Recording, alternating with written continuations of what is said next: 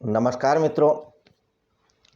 मित्रों, हम लोग भगवत गीता के तीसरे अध्याय कर्मयोग पे चर्चा कर रहे हैं। अभी तक हमने भगवान श्री कृष्ण के द्वारा महात्मा अर्जुन को दिए गए उपदेश से यह जाना कि मनुष्य के लिए कर्म करना ज़रूरी है, यह उसकी नियत में शामिल है। कर्म किए बिना उसकी कोई गति नहीं है। अगर वह कर्म नहीं करना चाहेगा तो प्रकृति करा देती है, और प्रकृति से भी अगर बचता है तो समाज करा देता है, संसार करा देता है। और अगर कर्म नहीं करेगा तो उसका जीवन निर्वाह भी नहीं हो पाएगा, ऐसा हमने देखा। तो कर्म तो करना ही पड़ेगा, कहाँ तक भागोगे। इसीलिए भगवान श्री कृष्ण बार बार अर्जुन से कहते हैं, तू उठ और युद्ध कर। अब ये भी हमने देखा कि कर्म ही हैं जो मनुष्य को बांधते भी हैं और मुक्त भी करते हैं। कर्म सब कर रहे हैं, देवता भी कर रहे हैं, यक्ष भी कर रहे हैं, किन्नर भी कर रहे हैं, पशु भी कर रहे हैं, पक्षी भी कर रहे हैं, ग्रह नक्षत्र भी कर रहे हैं। सब अपनी अपनी तरह से कर्म कर रहे हैं, कोई भी अकर्म में नहीं है। जो हमें कर्म नहीं दिखता है वो भी एक प्रकार का कर्म ही है। अगर पत्थर है तो उसका भी कर्म है कठोरता। अगर उसके अंदर कठोरता ना हो तो हमारे लिए मुश्किल हो जाएगी। आकाश है, उस भी अपना कर्म कर रहा है, बादल भी कर्म कर रहे हैं, जीव जंतु सब कर्म कर रहे हैं। फर्क बस इतना है कि मनुष्य एक ऐसा प्राणी है जो चाहे तो कर्म करे एक हद तक और चाहे तो ना करे। कर्मों की धारा को बहुत हद तक वह मोड़ भी सकता है, यानी कर्मों के द्वारा वह ऊपर भी जा सकता है और नीचे भी जा सकता है, और वहीं स्टैग्नेंट भी रह सकता है।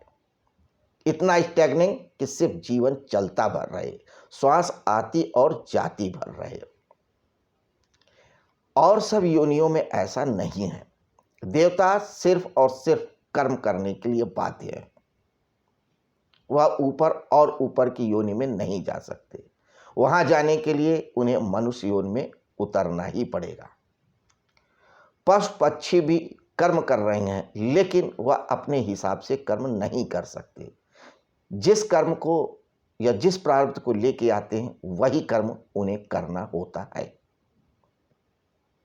सिर्फ मनुष्य के पास स्वतंत्रता है अपने हिसाब से कर्मों को बहुत कुछ आगे पीछे ऊपर नीचे कर लेने की। यही स्वतंत्रता उसकी सबसे बड़ी उपलब्धि है, सबसे बड़ा वरदान है और सबसे बड़ा अभिशाप भी। यह मनुष्य के ऊपर है कि कर्म करने की अपनी इस स्वतंत्रता का किस तरह से उपयोग करता है। और ये कर्म ही है जो मनुष्य को हर्ष देते हैं, विषाद देते हैं, दुख देते हैं, प्रसन्नता देते हैं, उपलब्धि देते हैं, और जो वह चाहता है वह देते हैं। तो मनुष्य को कर्म वही करना चाहिए जिससे वो मुक्त हो जाए, जिससे वह परम आनंद को प्राप्त हो, जिससे वह परम सत्य का अनुभव करे, पाप और पुण्य और द्वंद्वों से परे हो जाए। इसके लिए भगवान श्री कृष्ण 3 रास्ते बताते हैं। एक ज्ञान का रास्ता है, एक निष्काम कर्म का रास्ता और एक भक्ति का रास्ता। अगर सूक्ष्म रूप से देखें तो कर्म इन तीनों रास्तों में है, कॉमन फैक्टर है। ज्ञान के रास्ते में भी जाएंगे तो कुछ तो करना होगा ना, कुछ किताबें पढ़नी होगी, कुछ ध्यान करना पड़ेगा, किसी गुरु का आशीर्वाद लेना पड़ेगा, लेकिन करना पड़ेगा। कर्म उसमें निहित रहेगा, थोड़ा कम हो कि थोड़ा ज़्यादा हो, कर्म करना ही होगा। भक्ति के मार्ग में जाएंगे तो भी कम से कम सरेंडर तो करना ही पड़ेगा। तो सरेंडर करने की तो क्रिया करनी ही पड़ेगी, तो कर्म तो वहाँ भी आ जाता है। और कर्म योग में है तो कर्म है ही है। लेकिन एक तरीका है निष्काम कर्म योग, यानी कि कर्म हम करें और उसमें कोई कामना ना करें तो हम कर्म से नहीं जुड़ेंगे, बंधन से नहीं बंधेंगे और हम मुक्त हो जाएंगे। हालांकि मुक्त ही हैं, सिर्फ विस्मृति गई है, सिर्फ हमारे और परमात्मा के बीच में अहंकार ही आ गया है।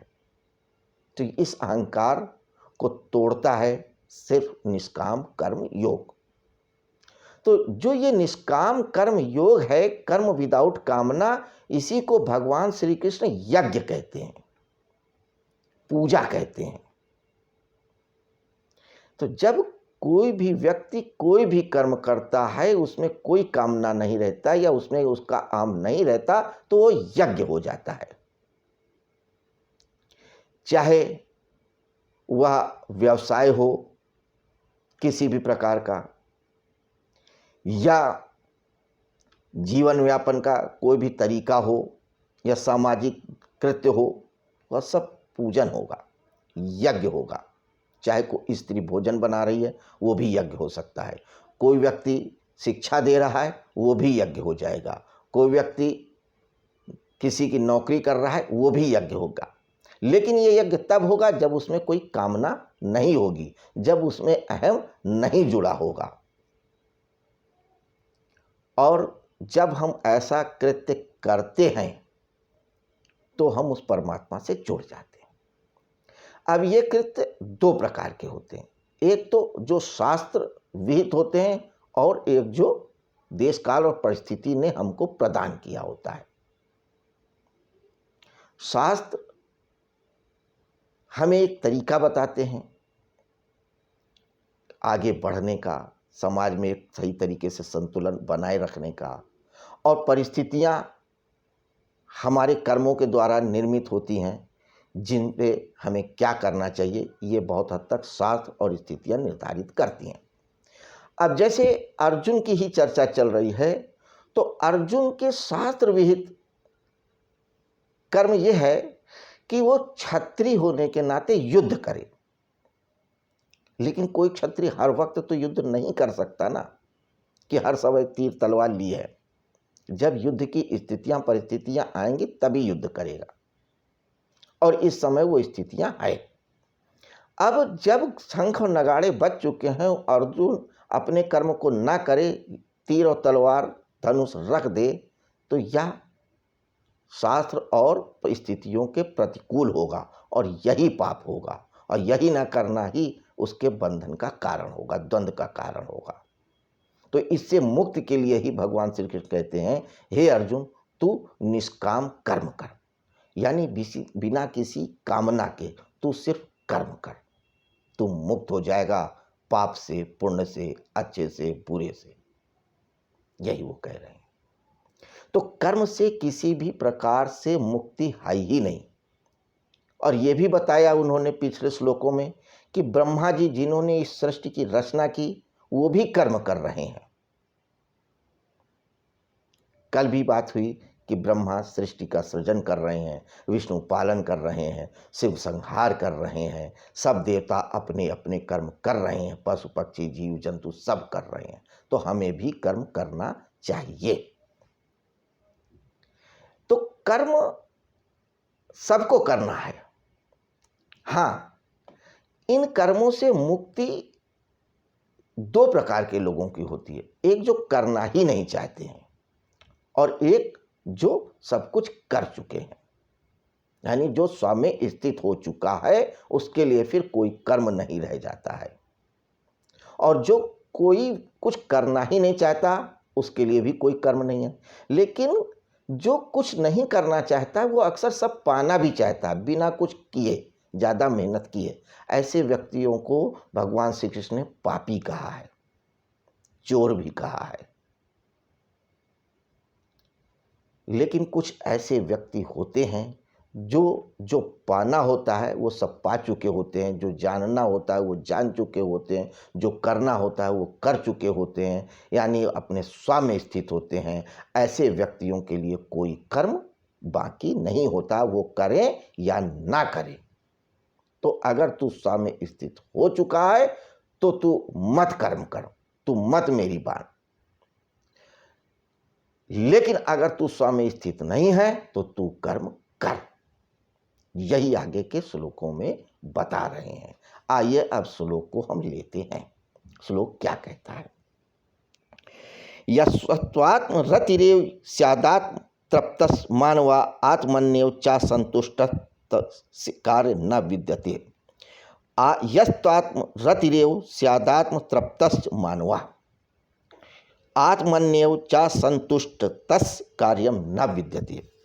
परंतु जो मनुष्य तू अपने आप में ही रमण करने वाला है, मानवा आत्मरति एव, जो अपने आप में ही रमण करने वाला है, स्व में स्थित है, और आत्मतृप्तस, अपने आप में ही तृप्त है और संतुष्ट है, उसके लिए कोई कर्तव्य नहीं है। तो जो व्यक्ति अपने आप में संतुष्ट है, अपने आप में ही रमण कर रहा है, उसे किसी दूसरे की जरूरत ही नहीं है, समाज की जरूरत ही नहीं है। मान आए तो, अपमान आए तो, भोजन मिले तो, ना मिले तो, शीत हो तो, गर्मी हो तो, अच्छा हो तो, बुरा हो तो, कोई बोले तो, कोई ना बोले तो, उसे कोई फर्क नहीं पड़ता है। ऐसे व्यक्ति के लिए कर्म करने की कोई आवश्यकता ही नहीं है, कोई ज़रूरत ही नहीं है। ये उसकी विल पे है, करे तो ना करे तो, क्योंकि वह हर स्थिति में राजी है। यह स्थिति तब आती है जो स्व में स्थित होता है। लेकिन विरोधाभास आप देखिए, जब व्यक्ति की ऐसी स्थिति आती है तो वह कर्म भी करता है। ऐसा नहीं हो सकता कि जो ऐसी स्व में स्थित यानी स्थित प्रज्ञ हो जाए और कर्म ना करे। यह सिर्फ एक सिद्धांत की बात कर रहे हैं, एक आइडियल तथ्य रख रहे हैं कि अगर किसी को कुछ भी नहीं चाहिए, जो हर परिस्थिति में अपने आप से राजी हो, वो कर्म ना करे तो भी चलेगा। लेकिन अगर ऐसा नहीं है तो कर्म करना ही होगा, करना ही होगा, करना ही होगा। हालांकि ऐसा नहीं होता, क्योंकि आगे के श्लोक में भगवान श्री कृष्ण खुद कहते हैं कि मेरे लिए कुछ भी बाकी नहीं रहा, न करने के लिए, न जानने के लिए, न पाने के लिए, लेकिन मैं भी कर्म कर रहा हूं। ब्रह्मा जी को क्या मतलब, वो स्वयं ब्रह्म है लेकिन फिर भी कर्म कर रहे हैं। वो चाहें तो ना भी करें, लेकिन ऐसा नहीं होता है। तो अगर तू अपने आप को ऐसी स्थिति में पाता है तो तू मत कर्म कर, वरना तू कर्म कर। इनडायरेक्ट वे में उनकी यही शिक्षा है। इसी बात को आगे और कैसे कहते हैं, देखिए। नैव तस्य कृते नार्थो न कृते ने कच्चन न च सर्वभूतेषु कचिदर्थ व्यपाश्रया। उष्म कर्म योग से सिद्ध हुए महापुरुष का इस संसार में न तो कर्म करने से कोई प्रयोजन न रहता है और न कर्म न करने से ही, तथा संपूर्ण प्राणियों में किसी भी प्राणी के साथ इसका किंचित मात्र भी स्वार्थ का संबंध नहीं रहता। तो जो स्व में स्थित है, ऐसे महापुरुष का जो स्व में ही स्थित है, उसे किसी पर से यानी दूसरे से कोई संबंध ही नहीं रहता, जरा सा भी नहीं रहता। वह इस बात की भी इच्छा नहीं करता कि तू रोटी ले और मेरे मुंह में डाल, या मेरे आज यहां दर्द है तू दवाई दे, या तू मेरे लिए कुछ कर। कुछ भी नहीं, वह उससे दूसरे की कोई चिंता ही नहीं रहती, कोई जरूरत ही नहीं रहती। ऐसे महापुरुष स्थित प्रज्ञ के लिए कर्म से कोई प्रयोजन नहीं रहता। अगर तू अपने आप को ऐसी स्थिति में पाता है तो तू कर्म मत कर। लेकिन अगर ऐसी स्थिति में जो होगा वो पूछेगा ही क्यों, क्योंकि कि आप मुझे वो मार्ग बताइए जो श्रेयस्कर हो। क्योंकि पूछेगा किससे? पूछेगा तो दूसरे से ना। तो जो ऐसा महापुरुष होता है उसे पर तो दिखता ही नहीं, सिर्फ स्व दिखता है। सब में वही दिखता है, ब्रह्म ही दिखता है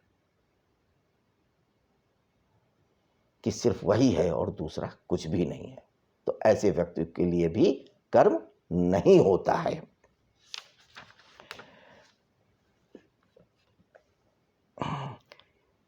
आगे 19वां श्लोक कहते हैं, तस्मादसक्ता सततम कार्यम कर्म समाचर असक्तो याचरण कर्म परमाप्नोति पुरुषा। इसलिए तू निरंतर आसक्ति रहित होकर कर्तव्य कर्म का भली भांति आचरण कर, क्योंकि आसक्ति रहित होकर कर्म करता हुआ मनुष्य परमात्मा को प्राप्त हो जाता है। आसक्ति रहित कर्म करता हुआ व्यक्ति परमात्मा को प्राप्त हो जाता है। आसक्ति रहित यानी डिजायरलेस, कामना लेस। जो पहले कह रहे हैं कि तू वही कर्म कर जिसमें कामना ना हो, कोई डिजायर ना हो, और ऐसा कर्म करता हुआ तू स्थित प्रज्ञ को प्राप्त हो, उस परम स्थिति को प्राप्त हो। क्योंकि जो डिजायरलेस कर्म करता है वो यज्ञ ही करता है, और यज्ञ जब करेगा तो परमात्मा से संलग्न हो जाएगा, क्योंकि यज्ञ ही ब्रह्म है। यज्ञ वेद से निकला है, वेद ब्रह्म से निकला है। तो तेरा हर कर्म ही ब्रह्म के स्वरूप हो जाएगा और तू स्वयं ब्रह्म स्वरूप हो जाएगा। इसलिए तू निष्काम कर्म कर। तो यहां पर उन्होंने दूसरे तरीके से भी कर्म करने की शिक्षा दिया। पहले उन्होंने शुरुआत में कहा कि कर्म करना तो मजबूरी है मनुष्य की, प्रकृति करा ही देगी, कराती ही है। श्वास लेना भी प्रकृति कराती है। श्वास नहीं लेंगे तो जीवित नहीं रह पाएंगे, अन्न नहीं लेंगे तो जीवित नहीं रह पाएंगे। तो ये प्रकृति का कर्म है। अगर हम चाहें हमारे नस नाड़ियों में रक्त ना बहे तो नहीं हो सकता, ये बहेगा ही बहेगा। ये भी तो हमारे शरीर का है, अंग है। हम श्वास ले रहे हैं, अगर हम चाहें कि ना लें तो ऐसा नहीं हो सकता। तो प्रकृति कर्म करा ही रही है, कुछ समाज करा देते हैं। तो नियत है, तो कर्म ही बांधते हैं और कर्म ही मुक्त करते हैं। निष्काम कर्मयोग मुक्त करता है, सकाम कर्मयोग बांधता है। अब कौन सा कर्म करना है ये हमें डिसाइड करना है। और जो स्व में स्थित हो जाता है, जिसे पर यानी जिसके लिए दूसरा कुछ भी नहीं रह जाता, उसके लिए कर्म का बंधन या कर्म करने या ना करने की आवश्यकता भी नहीं रहती। अब इस निष्काम कर्मयोग के बारे में आगे और क्या बताते हैं, ये हम कल की चर्चा में लेंगे इस बात को। आज इतना ही। नमस्कार।